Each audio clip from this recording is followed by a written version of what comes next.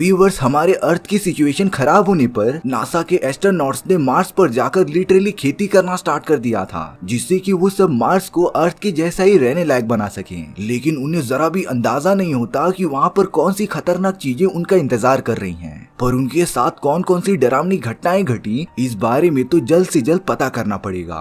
कहानी की शुरुआत में हमें तब की पृथ्वी दिखाई जाती है जब अर्थ की पूरी हालत एकदम से खराब हो चुकी थी। पॉपुलेशन बहुत ज्यादा बढ़ने के कारण पेड़ पौधे और सारे रिसोर्सेस एकदम से खत्म हो चुके थे। हमारे अर्थ का वातावरण ग्लोबल वार्मिंग के कारण पूरी तरीके से खराब हो चुका था। इसीलिए अर्थ के सभी वैज्ञानिकों ने लोगों को मार्स पर शिफ्ट करने का मिशन चालू कर दिया होता है। इसीलिए वो सब लगातार इस कोशिश में लग जाते हैं कि वो मार्स के इन्वायरमेंट को अर्थ के जैसा बना सके। इसलिए नासा ने इंटरस्पेस मिशन करा के मार्स के ऊपर बहुत सारे धमाके करवाए, जिससे कि वहाँ के इन्वायरमेंट में थोड़ी सी गर्मी पैदा हो। और अब उन्होंने रॉकेट्स की मदद से मार्स पर बहुत सारे अलगाए उगा दिए थे। दरअसल ये अलगाए छोटे छोटे प्लांट होते हैं जो सन की लाइट एब्जॉर्ब करके वातावरण में ऑक्सीजन गैस छोड़ते थे। और अब पूरे 20 सालों तक ऐसा करने के बाद मार्स के वातावरण में ऑक्सीजन गैस बहुत ज्यादा बढ़ गई थी, यानी कि मार्स धीरे धीरे इंसानों के रहने लायक बनता जा रहा था। लेकिन कुछ समय बाद ही नासा के वैज्ञानिकों को ये खबर मिलती है कि मार्स के वातावरण में अपने आप ऑक्सीजन गैस कम होती जा रही है और उनके भेजे गए सारे अलगाए भी खत्म हो चुके थे। इसीलिए नासा ने अपने एक ग्रुप ऑफ एस्ट्रोनॉट्स को रवाना कर दिया होता है मार्स के पास जाकर इन सारी चीजों पर नजर रखने के लिए। इस पूरे मिशन के लिए जेन नाम की एक एस्ट्रोनॉट को लीडर बनाया जाता है और अब जेन बाकी टीम मेंबर्स के साथ मार्स की तरफ निकल पड़ी थी। टोटल 180 दिन बीतने के बाद वो सब मार्स के ऑर्बिट में पहुंच गए थे। अब उन सभी को कैसे भी करके मार्स की सतह तक पहुंचना था, क्योंकि वहां पर नासा ने अपना हेडक्वार्टर काफी पहले बनाकर रख दिया था, जिसके अंदर 2 साल तक रहने की सारी सुविधाएं मौजूद हैं। उन सभी के साथ एक एआई रोबोट जिसका नाम एमी होता है, वो भी पूरी तरीके से शामिल था, जो कि मार्स के सतह के सैंपल्स कलेक्ट करके उनके बारे में इंफॉर्मेशन अर्थ पर ट्रांसफर करता जाएगा। अब तो वो सब रेडी हो जाते हैं मार्स की सतह पर लैंड करने के लिए, पर तभी उनके स्पेसशिप से एक बहुत ही स्ट्रॉन्ग सोलर फ्लेयर टकराता है, जिससे कि स्पेसशिप के बहुत सारे सिस्टम्स ने काम करना बंद कर दिया था। और अब क्रू मेंबर्स को तो मार्स पर लैंड करने में काफी प्रॉब्लम हो रही थी। इसीलिए जेन उन सभी को यहाँ से जाने के लिए कहती है और वो खुद स्पेसशिप में रुककर यहाँ की प्रॉब्लम्स को सॉल्व करेगी। जेन ने तो कैसे भी करके अपने क्रू मेंबर्स को मार्स की सतह की तरफ रवाना कर दिया था और अब वो सब तेजी से मार्स के वातावरण में चले जाते हैं। उनकी स्पीड सच में बहुत ज्यादा बढ़ गई थी, जिसकी वजह से वो अपने टारगेटेड लोकेशन पर लैंड नहीं कर पाते। उन्होंने पहले ही अपने एमी रोबोट को नीचे गिरा दिया था और थोड़ी देर बाद ही वो रोबोट एकदम से एक्टिवेट हो जाता है। हालांकि बाकी क्रू मेंबर्स ने एकदम क्रैश लैंडिंग की थी और अब इन सारी मुसीबतों के बाद जब वो सब बाहर निकलते हैं, तब उनके टीम में बर्ड नाम का एक मेंबर पूरी तरीके से घायल हो चुका था और अब वो उनके साथ आगे बढ़ ही नहीं पाएगा। वहाँ जेन जो कि स्पेसशिप में मौजूद होती है, वो बहुत सारे इंटरनल प्रॉब्लम से जूझ रही थी और एक बार तो स्पेसशिप में बहुत बड़ा ब्लास्ट भी हो जाता है। लेकिन जेन ने अपने पूरे करियर में ऐसी कंडीशंस बहुत बार देखी थी, इसीलिए वो धमाके से बचते हुए फायर को स्पेसशिप से बाहर निकाल देती है। अब वो सारे क्रू मेंबर्स जो कि मार्स की जमीन पर लैंड हो चुके थे, वो अपने हेडक्वार्टर के लोकेशन को सर्च नहीं कर पा रहे होते हैं और अब शायद से उन्हें वहां तक चलकर ही जाना पड़ेगा। लेकिन बर्ड बहुत ज्यादा घायल होने के कारण वो उन सभी के साथ नहीं आ सकता था। बर्ड का तो सिर्फ यही सपना था कि वो मार्स की जमीन पर कदम रख दे और अब बर्ड अपनी टीम से मार्स का एक पत्थर लेके जाकर उसकी पोती को गिफ्ट करने के लिए कहता है। अगले ही मोमेंट में बर्ड ने अपना दम तोड़ दिया था। बाकी टीम मेंबर्स इस बात को बुलाकर अपनी जर्नी तय करते रहते हैं। अब दूसरी तरफ जेन जो कि स्पेसशिप में मौजूद होती है, उसे अपने बाकी क्रू मेंबर्स का सिग्नल ही नहीं मिल रहा था, लेकिन वो बार बार ट्राई करते ही जा रही थी। वहीं मार्स की सतह पर वो चारों एस्ट्रोनॉट्स अपने हेडक्वार्टर को लगातार ढूंढते ही जा रहे थे और अब बहुत टाइम तक चलने के बाद उन्हें अपना हेडक्वार्टर मिल ही जाता है, लेकिन वो तो पूरी तरीके से तबाह हो चुका था। वो चारों एस्ट्रोनॉट्स ये देखकर एकदम शॉक हो गए थे, क्योंकि उनका ये हेडक्वार्टर मार्स पर मौजूद किसी भी तूफान से बचने के लिए बनाया गया था और वो इतनी आसानी से तो नहीं टूट सकता था। यानी कि इसका मतलब ये होता है कि उन चारों एस्ट्रोनॉट्स के पास मार्स पर सरवाइव करने के कोई भी रिसोर्सेस नहीं थे। इसी हेडक्वार्टर में उन्हें लगभग 2 सालों तक अपना रिसर्च करना था, लेकिन अब वो ये सब नहीं कर पाएंगे। वहाँ जेन को जब इन सभी लोगों का सिग्नल नहीं मिल रहा था, तब वो अर्थ के ऑर्बिट में मौजूद स्पेस स्टेशन में ये सारी रिपोर्ट भेज देती है। लेकिन जेन को इस बात का जरा भी अंदाजा नहीं होता कि उसके क्रू मेंबर्स किस खतरनाक चीज का सामना करने करने वाले हैं। अब जैसे जैसे टाइम बीतता जा रहा था मार्स पर ठंडी बढ़ती जा रही थी। उन चारों एस्ट्रोनॉट के पास तो सिर्फ 1 घंटे की ऑक्सीजन बची होती है और अब वो सब पूरी तरीके से अपनी होप हार चुके थे। इस पूरे मिशन को एस्टेब्लिश करने के लिए टोटल 20 साल लगे थे, जो कि अब एकदम वेस्ट जाता हुआ दिखाई देता है। अब उन्हीं की टीम से रॉबी एंड बॉब नाम के 2 एस्ट्रोनॉट एक दूसरे से बातें करते रहते हैं। वो दोनों जेन को बहुत ज्यादा पसंद करते थे। वो दोनों यही बातें करते करते एक पहाड़ी वाले इलाके में पहुंच जाते हैं और अब तो रॉबी एंड बॉब की डिबेट चालू हो गई थी। लेकिन अब गलती से रॉबी का हाथ बॉब को लग जाता है, जिससे कि बॉब पहाड़ी के एकदम नीचे गिर गया था और अब बॉब की दर्दनाक मौत हो जाती है। रॉबी जब अपने बाकी एस्ट्रोनॉट दोस्तों के पास पहुंचता है तब उसने बहाना बनाकर अपने टीममेट्स को ये बोल दिया था कि रॉब बहुत ही ज्यादा डिप्रेशन में था, जिसकी वजह से उसने सुसाइड कर लिया।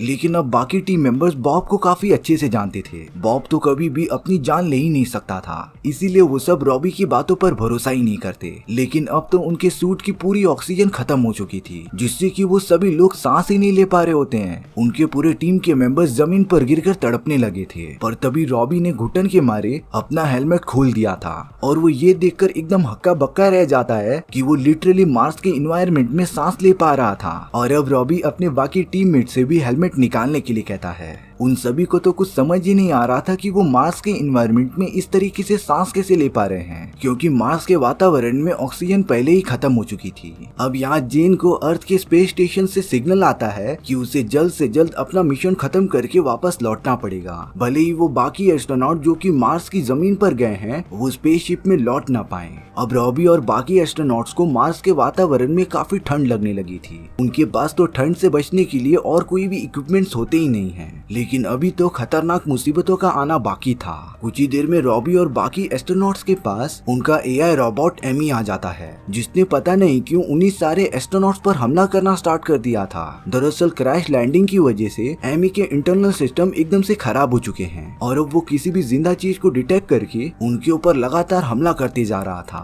रॉबी के कुछ फ्रेंड्स तो काफी ज्यादा घायल भी हो चुके थे, पर वो कैसे भी करके एमी से बचते हुए एक सेफ जगह पर छुप जाते हैं। कुछ देर बाद रॉबी अपनी टीम मेंबर्स को बता रहा था कि नासा ने 1998 में मार्स पर रेस्क्यू रोवर भेजा था, जिसे अगर हम सब ढूंढ ले तो हम अपने स्पेसशिप में वापस जा सकते हैं। लेकिन उस रोवर को ढूंढना इतना भी आसान नहीं था, पर वो सब इन सारी चीजों के बारे में बिना कुछ सोचे समझे अपनी जर्नी स्टार्ट कर देते हैं। अब रॉबी और बाकी एस्ट्रोनॉट को रास्ते में छोटा सा रोवर दिखाई देता है, जो बहुत पहले मार्स की ऑर्बिट में भेजा गया था। लेकिन अब रॉबी और बाकी एस्ट्रोनॉट उस रोवर को ठीक करने लग जाते हैं, क्योंकि रोवर भले ही काम का नहीं था, पर उसके अंदर के कुछ डिवाइस यूज करके वो जेन की तरफ अपना रेडियो सिग्नल सेंड कर सकते थे और उनका ये प्लान कामयाब भी हो जाता है। जेन को पता चल गया था कि वो सारे लोग अभी भी जिंदा हैं, इसीलिए अब जेन भी अर्थ के ऑर्बिट में मौजूद स्पेस स्टेशन में ये सारी चीजें बता देती है। लेकिन अर्थ वाले से जेन को साफ साफ कमांड मिल रहे थे कि अगर वो सारे एस्ट्रोनॉट 24 घंटों के अंदर रशिया के रेस्क्यू रोवर को ढूंढकर स्पेसशिप तक नहीं आ पाए तो जेन को अकेले ही वापस आना पड़ेगा। इसीलिए अब रॉबी अपने बाकी दोस्तों के साथ आगे बढ़ने का डिसाइड करता है, लेकिन उन लोगों ने सारी होप छोड़ दी थी।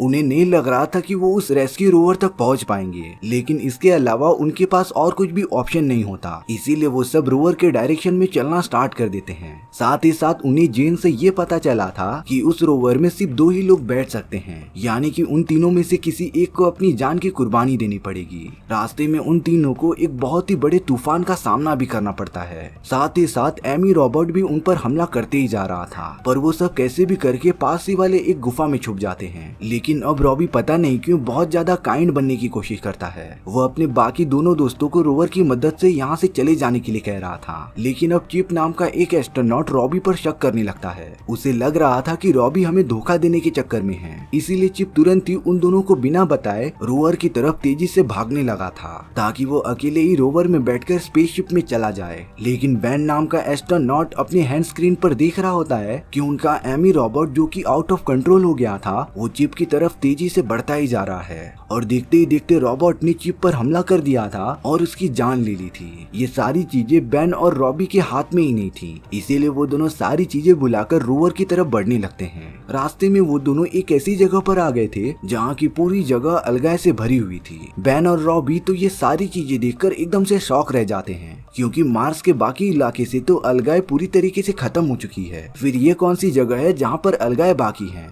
उन दोनों को तो कुछ भी समझ नहीं आ रहा था और अब उन्हें उसी जगह पर चिप मरा हुआ पड़ा मिला था। इसीलिए अब बेन चिप का ऑक्सीजन टैंक निकालने की कोशिश कर रहा होता है ताकि उसका ऑक्सीजन वो दोनों यूज कर सकें। बेन ने चिप का सूट काटने के लिए ऑक्सीजन कटर का यूज किया था, लेकिन अब अगले ही मोमेंट में चिप की बॉडी में से छोटे छोटे फायर बॉल्स निकलने लगते हैं और तब जाकर उन दोनों को मार्स के इस डार्क सीक्रेट का पता चलता है। वो छोटे छोटे फायर बॉल्स और कुछ नहीं बल्कि एडवांस कीड़े थे जो लगातार इन सभी अलगाए को खा रहे होते हैं। बेन एस्ट्रोनॉट होने के साथ साथ एक माइक्रोबायोलॉजिस्ट भी होता है, इसीलिए अब वो उन सारे इंसेक्ट को बड़ी बारीकी से देखने लगा था। दरअसल ये सारे इंसेक्ट मार्स पर सालों से प्रेजेंट थे, लेकिन जब हम इंसानों ने मार्स पर अलगाए भेजकर यहाँ का एनवायरनमेंट बदलने का ट्राई किया तब ये इंसेक्ट अलगाए को लगातार खाते जा रहे थे और इन्हीं कीड़ों ने उनके हेडक्वार्टर को पूरा डिस्ट्रॉय किया था। हालांकि बेन को एक बात और पता चलती है कि ये इंसेक्ट भले ही अलगाए को खाते थे पर जो वेस्ट प्रोडक्ट इनके बॉडी से निकलता था उसके साथ साथ ये सब भारी मात्रा में ऑक्सीजन भी रिलीज करते थे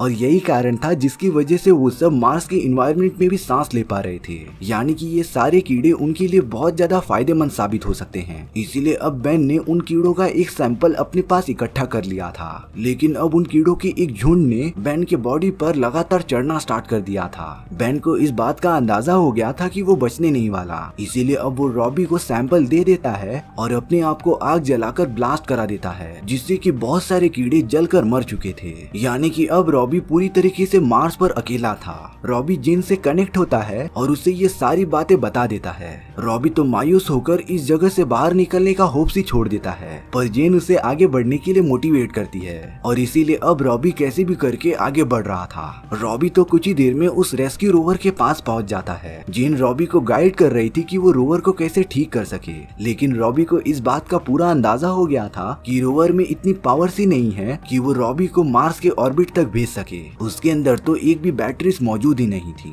और अब रॉबी ने तो पूरी तरीके से हार मान ली थी। यहाँ 24 घंटे खत्म होने के बाद जेन का स्पेसशिप ऑटोमेटिकली मार्स के ऑर्बिट को छोड़कर अर्थ की तरफ बढ़ने लगा था और अब रॉबी एकदम लाचार मार्स की जमीन पर पड़ा होता है। लेकिन किस्मत तो और ही कुछ चाहती थी। बॉबी के पास तो अब उनका रोबोट आ गया था, लेकिन इस बार बॉबी ने बड़ी चालाकी से उस रोबोट का शॉर्ट सर्किट करके डीएक्टिवेट कर दिया होता है। रॉबी ने उस रोबोट में मौजूद सारी बैटरीज निकाल ली थी, जिससे कि वो रोवर में अलग अलग जगहों पर लगा देता है और अब रॉबी के रोवर में इतनी पावर थी कि वो उसे मार्स के ऑर्बिट तक पहुंचा सके। इसीलिए रॉबी बिना कुछ देरी किए रोवर को लेकर मार्स के ऑर्बिट तक जाने लगता है। उसने तो जेन को भी कांटेक्ट करके अपने बारे में सारी चीजें बता दी थी। हालांकि जेन का स्पेसशिप निकल चुका होता है, पर वो तभी भी अपने बॉडी में वायर ट्यूब बांधकर रॉबी को स्पेस में बचाने चली गई थी। जेन ने रॉबी के रोवर को पकड़ लिया होता है और अब वो लगातार अपने स्पेसशिप की तरफ बढ़ते रहती है। स्पेसशिप में एकदम सही सलामत पहुंचने के बाद रॉबी और जेन एक दूसरे के गले लग जाते हैं। रॉबी के पास तो उन सभी इंसेक्ट का सैंपल भी था, यानी कि वो सब अर्थ पर खाली हाथ तो नहीं जा रहे होते। यहाँ देखकर लग रहा था कि जेन भी रॉबी से प्यार करने लगी है, लेकिन जेन को तो रॉबी के डार्क साइड के बारे में पता ही नहीं था। और इसी के साथ हमारी ये कहानी यहीं पर खत्म हो जाती है। सो व्यूअर्स, आपको ये स्टोरी कैसी लगी प्लीज कमेंट सेक्शन में बताना भूलना मत। और अगर आपको मेरा एक्सप्लेनेशन 1% भी अच्छा लगा होगा ना तो वीडियो को लाइक एंड चैनल को सब्सक्राइब जरूर कर देना, क्योंकि सच में इससे मुझे बहुत ज्यादा मोटिवेशन मिलता है आपके लिए इसी तरीके की मजेदार स्टोरीज ढूंढ कर लाने के लिए। तो मिलते हैं नेक्स्ट वीडियो में। सी या।